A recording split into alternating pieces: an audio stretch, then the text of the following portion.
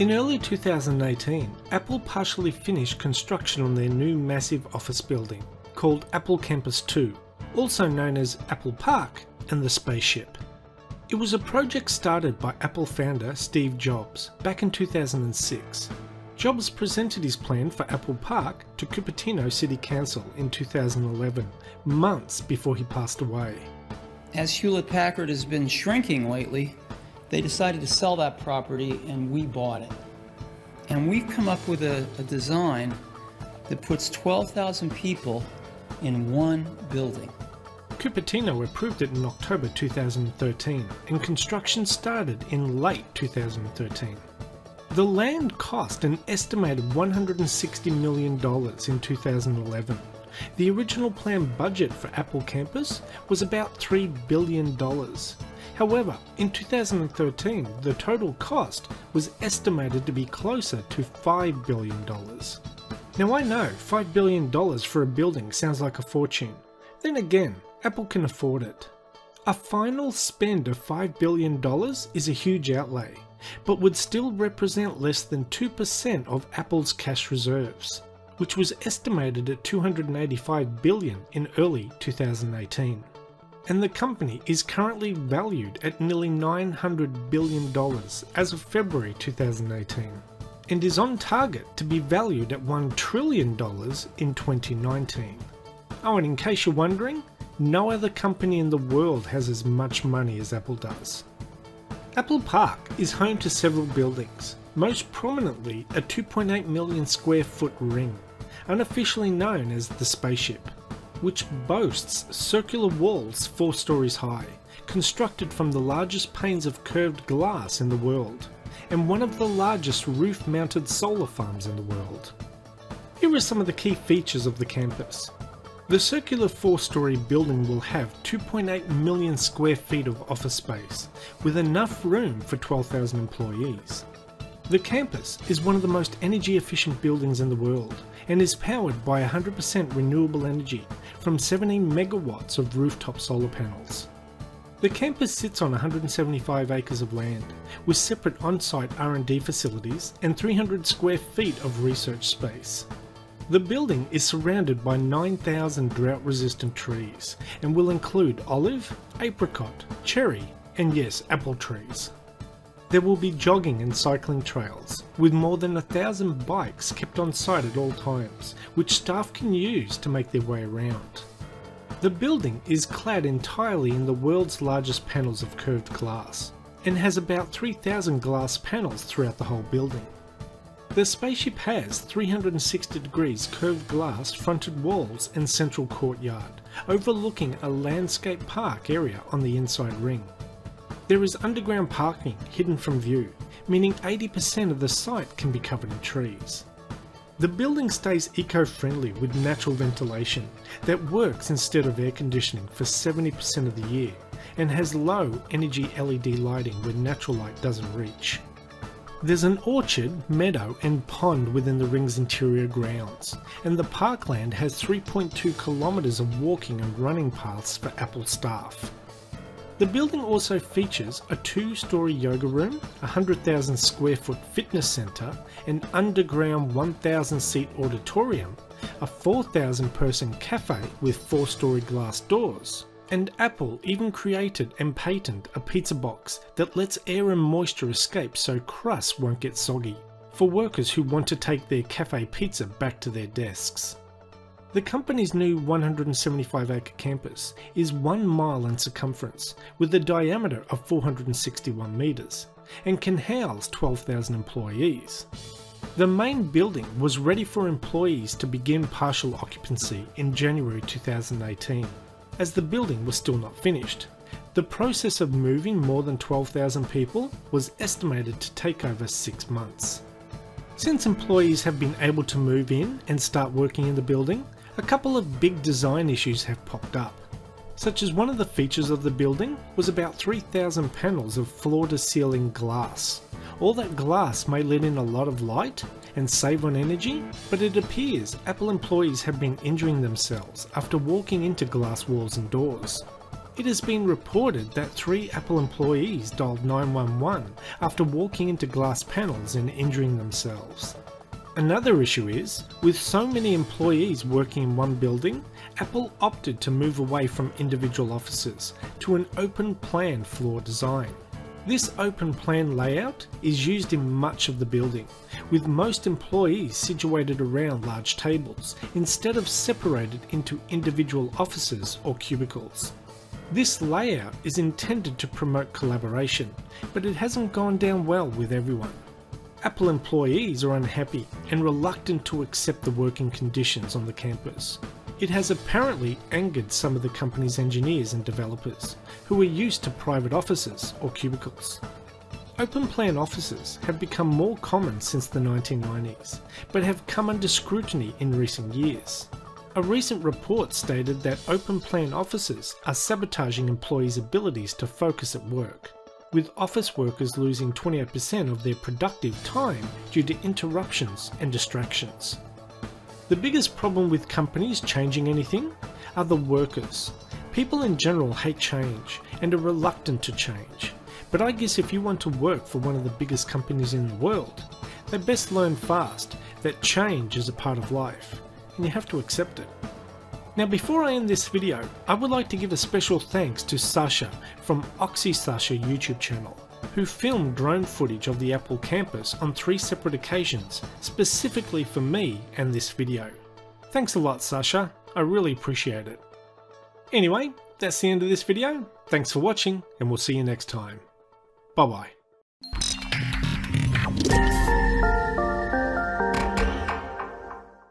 Hello once again and welcome to this week's Property News Update. Here are the stories we'll be covering with Nicola McDougall from Bricks and Mortar today in the show. Have you ever wondered what diesel tastes like? What a stupid question. I can't imagine why anyone would even want to find out. But anyway, we'll talk about that.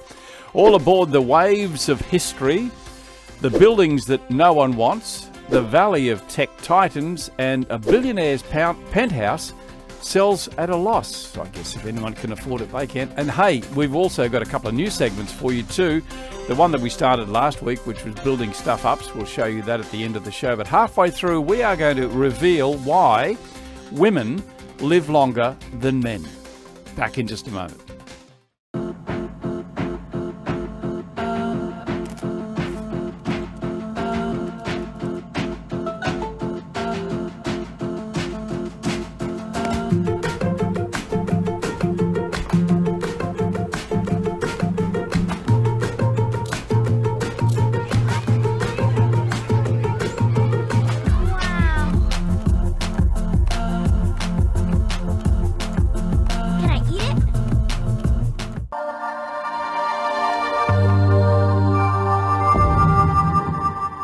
And joining me is my co-host Nicola McDougall from Bricks and Mortar Media. Good day, Nicola. Hello, Kevin. How are you, darling? Good. I thought it would be appropriate having you on as the female person in the team as we talk about why women live longer than men. And you might have some insight into that. I'm sure you will when you see the photo. I'm sure I will, and then I'm sure that I have many other insights as well. Yeah. Whether I'll be allowed to disclose them or not, or share them, we'll find out in 5 minutes. I'm sure you do, my friend. Okay, let's go to story number 1. This one comes from News Limited. Ever wondered what diesel tastes like? $450 rent a week sounds like a great deal, right? However, just check out this Melbourne listing. It's got some interesting floor plans, Nicola. Yes, this is an interesting story about a listing which is no longer online, I might add, where the kitchen was part of the garage. And do you know, Kevin, or not, when I was reading this story, it wasn't clearly it was an existing property. It wasn't a new one, but the plans sort of seemed to indicate to me when I was reading it that it was a new property. But yeah, clearly, I don't know, like, are they turning a garage into a house, or are they just combining a kitchen and at a garage, a car park, a garage, expecting that would be okay to, I don't know what type of renter would think that that was okay. No, well, what it looks like to me is that the garage was there. There was probably an annex beside the garage, maybe a workshop, and they've turned that into living accommodation. Where do we put the kitchen? Well, we've got to put it in the garage. But yeah, curious. I mean, and clearly, the authorities have been onto that and said that it doesn't, it can't be. It's illegal for a property like that to be a rental property. So no wonder it has disappeared from the world of online because we were pretty quick to get it. We got it. We got it. I know you did. Very well done. Yes, I know. Okay, a reminder for you that tomorrow Real Estate Show number 352 is out. It'll be on our website, realestatetalk.com.au, and also on Property TV. Investment flawed thinking, a few things that might just set the record straight. Cities with the lowest deposit thresholds. Tragedy inspires some industry support. Lovely story, this one. First home buyer numbers are growing, and why property might not be right for you. You want to check that out. Real Estate Talk. It is out tomorrow. Hey, let's go to story number 2. This one comes from Forbes. All aboard the waves of history. If you're going to do a reno and you're going to do it and have something on the water, this would be the way to go, I would reckon. It's an ex-US Coast Guard ship that's been luxuriously renovated.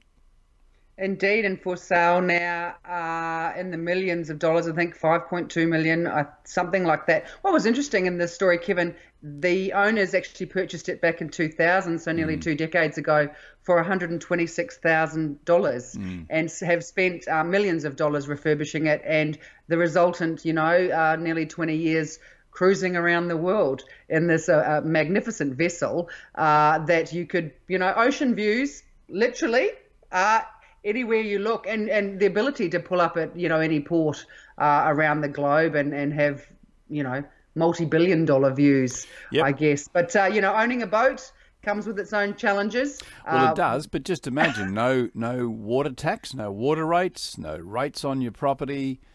But I think there'd be probably some other ancillary expenses that might be much, much higher. Exactly. My brother tells an anecdote. He actually lives on a boat, not of this calibre, I might add. Oh. Yes, in Motueka in New Zealand. And he said when you own an old boat, it's like just opening your wallet and just turning it upside down and letting all the money flow out of it. But clearly with this one, which is a prestige condition, a wonderful looking vessel, probably not so much of a problem that, one of the type of screws that you need to use in the vessel might cost you $100. Probably don't need to worry about that too much.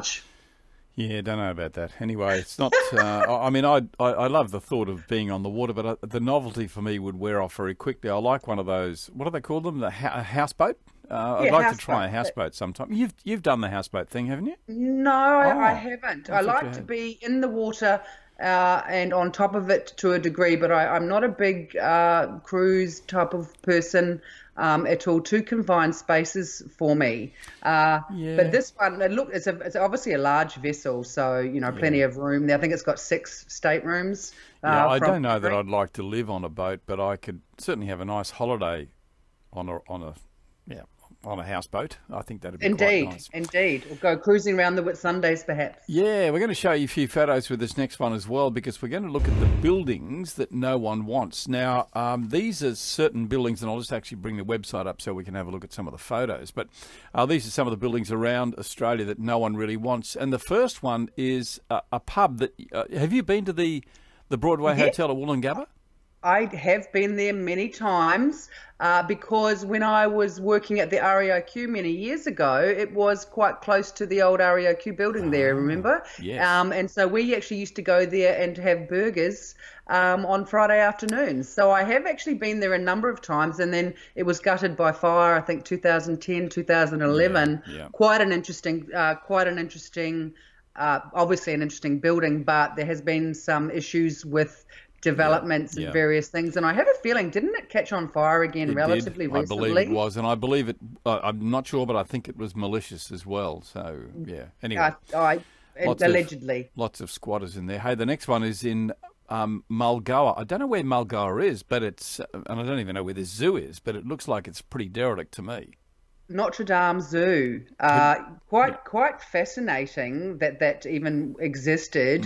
And reading through it, it was, home to a number of exotic animals back in the days when, animals in cages was okay. What was interesting was when I presume it went bankrupt and closed down, one has to wonder what happened to the animals. I presume that they were given to some of the bigger name zoos like Taronga or something and not just let loose in the wild. But I never knew that zoo ever existed, Neither and perhaps did that's I. one of the reasons why it didn't make the distance. Yeah, well, it was sold in 2012 to some foreign investors, but no development has ever taken place there since. So it's just sitting derelict. Hey, this next one really fascinated me. We might just leave it at this one too. But this textile factory, no one knows where it is. It's some sort of a secret. But if you look at this photograph, it tells you in the text too that in the warehouses, even some textiles still in these machines. Exactly, and it certainly sounds like that it shut up shop literally on the day that it closed its doors and everyone walked away from that building wherever it might be. Yep. Love those beautiful old industrial machines, though. You must, Yes. perhaps that's one of the reasons why the location is secret, because that Could sort be. of thing would be very valuable, and even to restore them and to retain them as they are, just a wonderful piece of history. Oh, well, that's a bit of romance. I don't know that I'd go along with I that like one. that sort of But look stuff. at the building. Like Back in the day. someone obviously owns the building. Why can't they, even if they got the machines out of there, it's got to be... Anyway, it was found by an urban exploration group back in 2012. So it's obviously been sitting derelict for quite some time. Amazing story, this one. Exactly. I know, Kevin, that you wanted to move on, but can we just briefly mention the Atlantis Marine Park? Oh, yeah, okay. In Western Oh, Australia. yes. Oh, my God, that is hilarious. In Western And- Australia, yeah. Yeah, exactly. And the fact that they set it up trying to compete with, obviously, the Gold Coast theme parks clearly didn't work. But when you read the story, when you find out that it was actually Alan Bond behind it, Yeah. it all kind of makes a wee bit of sense. Yeah, well, bit of a shame, isn't it? Anyway, Indeed. no takers for that one either. So there you go. Hey, look, there's tons supposedly. more. Use the link. That'll take you to the story itself, and you can see more photos of buildings that no one really wants to own. Don't know why, but anyway, they could make wonderful renovations. Hey, before we go to the break, just want to share this with you. Why do women live longer than men? Well, this probably answers the question for you. I mean, how crazy is this? Let's bring that image up. Look at this guy. Do you think that's set up? I think so. I mean, Yeah, no one would do that, would they? I hope so, because otherwise the word dumbass does come to mind. I don't know if I'm allowed to say that on the show. Well, you but, did, so anyway. Yeah. Well, indeed. Why? I even wonder if it's doctored, really, because, I mean, you know. Well, I had a close look at that photo, and I don't reckon that blade is actually in the boards. I reckon he's just sort of said, hey, take a photo of this. This would be crazy. Exactly. But, hey, I've done some stupid things on building sites and so on, so, can't say too much about that. But we've got some classics to share with you. We've dug them out of the archives, and I've got to tell you that some of them are not set up at all. We know that for a fact. So we'll share those with you in the coming weeks. In defence of all the wonderful tradies out there, and including my future husband, I would say that is the exception rather than the rule. Yeah, it is indeed, and we struggle to get 15 or 20 of them. Thank you. out of the world, that's not too bad. All you tradies, Indeed. Well done. Indeed. We're going to come back and talk about the Valley of the Tech Titans in just a moment. Don't also forget that a little bit later in the show we will be sharing with you another building stuff up. This is an absolute classic. I don't know how anyone would ever have done this, but we'll share that with you, and we'll be back in just one moment.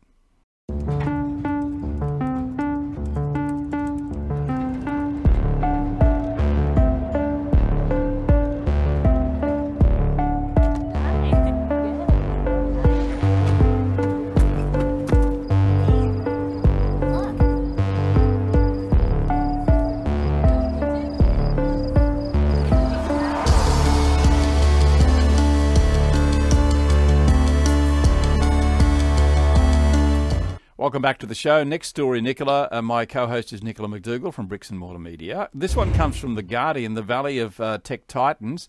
Half the world's tech billionaires are living in Silicon Valley. I was in Silicon Valley only about 2 months ago. What will this extreme level of wealth mean for its residents? What do you think? Well, as the story outlines, with that level of wealth coming into a location which formerly was, probably a reasonably priced sort of place. I think the median house price now is pushing the $1 million mark US. You are starting to see the push out of all of the, essential services workers and things like that who just can't even afford to live there. But what was quite odd, I suppose, in the story was about some of the open homes that they're having. I know, and aren't they bringing amazing? in Yeah. were the flamenco dancers, was Yep. it, or Yes. bands and Yes. various strange bits and pieces, because the level of wealth there is extraordinary. Some of the quite well-known tech billionaires buying up houses willy-nilly around their mansions, I presume their estates, just for privacy reasons, including paying not only above value, probably double value. Yes. And in the story as well, was there something about you could rent a van? Yep. So some people are actually even renting vans so that they can stay in that area, and also the fact that teachers and the like are sometimes commuting up to 2 hours to work what there. struck me when we were in Silicon Valley is that, I mean, obviously Silicon Valley is all about industry. That's where all of the tech giants work, and I guess there's a huge number of workers there, and for them to live in that area becomes very expensive, so therefore they're going to travel a long way to get there. So Facebook have actually built their own, and they're building several of them, towers just for their workers to rent, and they'll rent them back. So it's not a commercial venture, it's purely just to house their people at Facebook. We actually did drive around the area around Facebook, and it's massive. They're building their new headquarters, of course, as well. So yeah, a lot of development, a lot of cranes in Silicon Valley right now. It does. I don't know whether I should say this, but I'm going to. It just popped into my mind. It does remind me a wee bit of the song "Welcome to the Hotel California." You can, you can check in, but you can never leave. Yes. Well, I suppose that's right, isn't it? I mean, would you want to live right next door to where you work? I mean, obviously for those of us that, I know you do, and but working just down the street, how could you pull a sickie? Because they know, oh, the blinds are up. Oh, I saw them partying on the balcony last night. They're not really sick. That's right. Yes, you'd have to hide in your apartment, wouldn't you? Or, exactly. Or bribe all your neighbours. Yeah, it's incredible how your mind works. That never ever occurred to me. No. Move on. Okay, let's go to another story. This one comes from Mansion Global. That'll probably give you a bit of a hint about what we're talking about here. A billionaire penthouse sells at a loss. This is a Sydney penthouse, absolutely magnificent, and is sort of kind of like a reflection of what the Sydney market's doing right now. But when you get into, multi-million-dollar properties, the amount of loss can be very, very high, as we saw here. Obviously, it's multiples of discount. So, the average person might have to discount their property by 5%, and it might make the difference of $10,000 or $20,000. But when you're talking about properties that are valued, 10, 15, $20 million, that discount is quite deep completely. I think the discount, was it 2 mil, 1.5 mil? Yeah, something like that, yeah. Something like that. But also what piqued my interest in this story, Kevin, again, was the reason for selling, potentially something to do with foreign investment ownership, perhaps. I don't know, allegedly, but it just seemed, and obviously with the small number of buyers that would be available in the buyer pool to purchase that property, you just move it on. Potentially some time pressures. When the market starts to soften, it's the top end of the market that feels it the most, and if you have to sell for whatever reason that might be, and you don't get to, choose the market conditions, you just have to take what you can get. You do, and I sometimes wonder if she ever actually stayed in the apartment. I doubt it. I don't think it's probably ever been lived in. So, yeah, well, it was a good deal for someone. Hey, we're going to take you to our building stuff up. This photo, you're going to have to look carefully, but look at the window and see the chimney behind it. This is a chimney with a view. Now, a couple of things occur to me about this one. Obviously, what came first, the window or the chimney? That's like a joke. That's Have you got the punchline? Chicken or the egg? Who knows? But, I'd reckon I would... Actually, I don't know, to be honest. I really don't know. Probably the chimney came after the... maybe that's the only place you could put it, and therefore the chimney had to go past the window. I don't know. No. It is very odd indeed, and clearly, or you never know, it might just be wallpaper of the inside of the chimney, it might not be the real chimney. Oh, Nicola, don't blow my. Oh. No, you can see the chimney going up through the roof. It is a chimney, but I also feel that you probably should expand that joke and let me know next time I'm on the show. Yeah, I think what I would have done is maybe chimney of the house. if the chimney came after the window, I probably would have just closed the window up. Exactly. Put boards over it or something. Anyway, hey, it makes for a great photo. Thanks It for does whoever indeed. sent that in It and made does. that public. Hey, Nicola, that's where we're going to wrap the show for this week. Thank you so much for your talent, your input. It's always great talking to you, my friend. Thank you, Kevin. Always good to be here. And you have a great weekend. I will. You too. Okay, and I will see you next week right here, Property News Update. Don't forget our auction update is coming out later today. We'll give you an insight as to what's happening all around Australia, and we'll also on Monday be returning with the top sales, and we'll take you inside the top sales in Brisbane, Sydney, Melbourne and Adelaide. And over the weekend too, Real Estate Talk is out as well. I'm Kevin Turner. On behalf of Nicola McDougall and myself, we'll say farewell for now. See you next week. Bye-bye.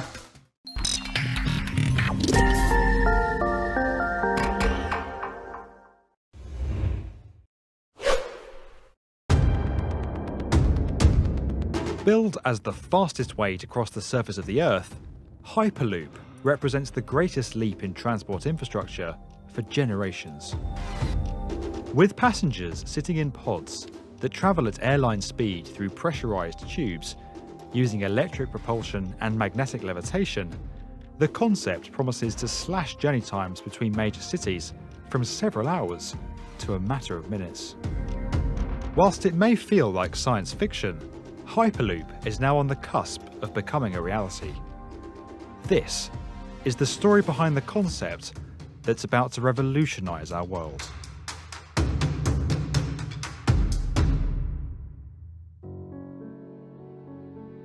Hyperloop was first conceived in 2012 by Tesla and SpaceX founder Elon Musk. In a white paper released the following year, Musk set out his vision for a futuristic, super high-speed transportation system that would see passenger pods move through a partial vacuum in steel tubes, addressing the two key factors that slow down conventional vehicles: friction and air resistance. Exploring a potential route between Los Angeles and San Francisco, Musk believed that his concept could slash the 8-hour bus ride, 4-hour train journey, and convoluted 3-hour air travel experience between the two cities to just 30 minutes. Under Musk's first Hyperloop proposal, he suggested that compression fans would move air around the passenger pods to minimise drag and create air bearings beneath them, floating them off the surface of the tubes. It should be noted that Musk's early Hyperloop concept is not a million miles away from Isambard Kingdom Brunel's atmospheric railway that ran between Exeter and Plymouth in the UK from 1847 to 1848. That system moved carriages with pressurised air.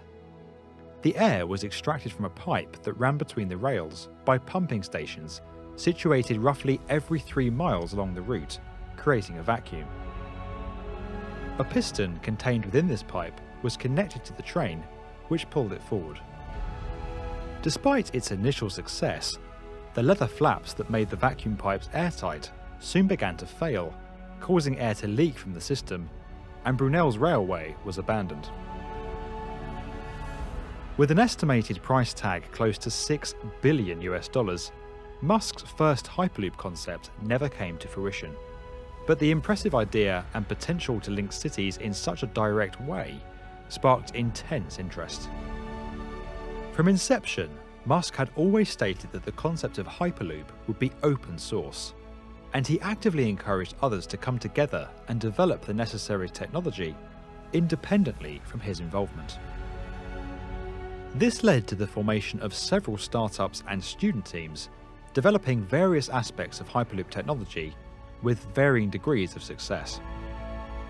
Now, several fully fledged companies are making significant strides to bring Hyperloop systems into reality. Hyperloop Transportation Technologies, or HTT, are making aggressive advancements and recently constructed a full-scale test track in France. But the clear leaders of the pack in the current standings are Virgin Hyperloop One.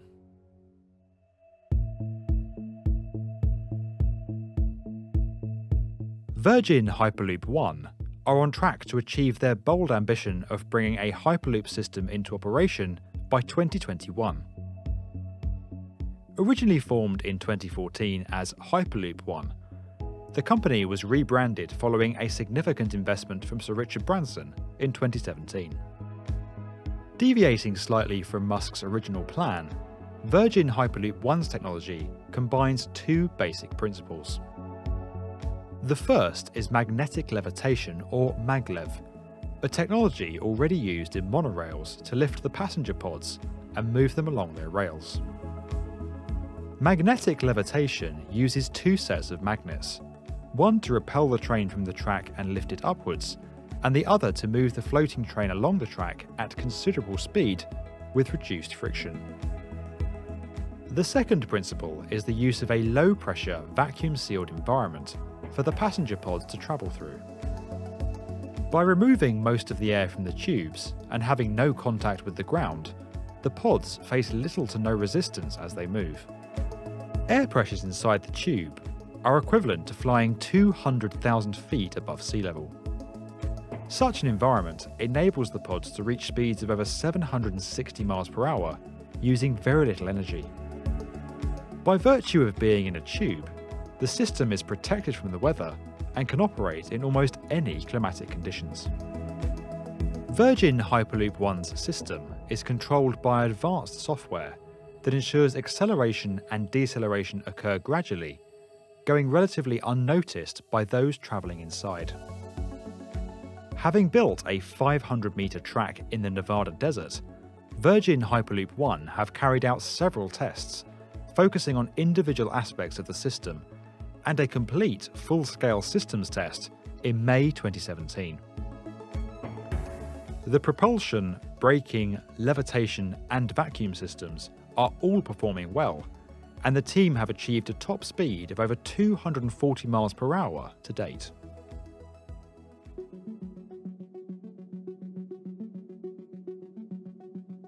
To inform their plans for developing a fully operational network that is affordable for all, Virgin Hyperloop One launched a global challenge to find the routes best placed to benefit from Hyperloop technology. With over 2,600 entries, the field was reduced to just 35 potential locations, with each entry enjoying strong support from governments and urban planners. With 10 winners across 5 countries, Virgin Hyperloop One are now working in partnership with each of the locations on how best to deliver the Hyperloop technologies in live networks. In February 2018, the firm unveiled their first prototype passenger pods for the Dubai to Abu Dhabi route, a network that would drastically slash the car travel time between the two cities from 2 hours to just 12 minutes. The advantages of Hyperloop are considerable. Like train stations, Hyperloop stations, called portals, are planned to be located within inner-city areas with easy links to existing transport infrastructure. This gives Hyperloop systems a distinct advantage over air travel, where airports tend to be located beyond city limits with fewer accessibility options. Additionally, the system is being developed to function on a turn-up-and-go principle, without a lengthy check-in process, and with accelerated, advanced security checks. Another clear benefit is its speed. If Hyperloop could significantly reduce the travel time between cities, it could be possible to live in a completely different city or part of the country from where you work, with a commute no dissimilar in length to the one you perhaps take today.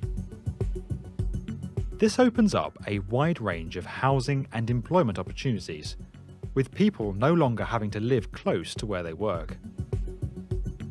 It could also take pressure off our cities, where infrastructure is often still catching up with development, and where house prices have become unattainable for most. With speeds rivaling aircraft, and 9 of the top 10 busiest air routes in the world being domestic, Hyperloop has the potential to completely revolutionise the way we live, work and travel. A Hyperloop system requires very little energy to propel pods through its tubes, as the vacuum environment poses little resistance. As such, the systems could be powered by renewable technologies such as solar and wind, offering a considerably cleaner alternative to air travel.